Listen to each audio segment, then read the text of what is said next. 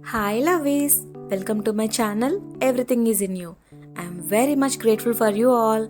Thank you for watching my videos. ఈ వీడియోలో మనకు ఇష్టమైన ఉగాది పచ్చడిని ఎప్పుడైనా చేసుకోవడానికి ఓ చిన్న చిట్కా గురించి చెప్పబోతున్నాను. అదేంటి ఎప్పుడైనా చేసుకోవచ్చు అని ట్రెడిషన్స్ని మార్చేస్తుంది అని అనుకుంటున్నారా? అదేం లేదండి.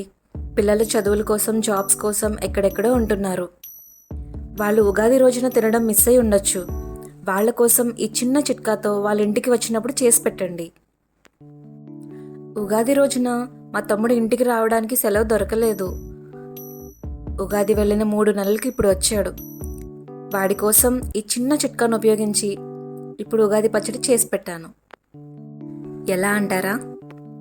చిన్న వేప పువ్వును చెరిగి శుభ్రపరుచుకున్న తరువాత ఇంట్లోనే గాలికి 3 రోజుల పాటు ఆరనివ్వాలి. ఎట్టి పరిస్థితుల్లోనూ నీటితో కడగకూడదండోయ్. నీరుని అస్సలు తగలనివ్వకూడదు.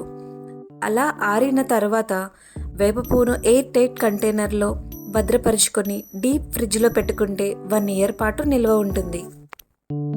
ఈసారి మన వాళ్ళు ఉగాది రోజున ఉగాది పచ్చడి తినడం మిస్ అయినప్పుడు ఈ చిట్కాను ఉపయోగించి వాళ్ళు వచ్చినప్పుడు చేసి పెట్టండి. ఇష్టంగా తింటారు. మళ్ళీ వచ్చే ఉగాది వరకు వెయిట్ చేయాల్సిన అవసరం లేదు. ఈ చిట్కా కనుక మీకు ఉపయోగపడుతుంది అని అనిపిస్తే, ఈ వీడియో కనుక మీకు నచ్చినట్లయితే ప్లీజ్ లైక్ చేయండి, సబ్స్క్రైబ్ చేయండి, షేర్ చేయండి. పక్కనే ఉన్న బెల్ ఐకాన్ను గట్టిగా కొట్టండి. Thank you లవ్వీస్.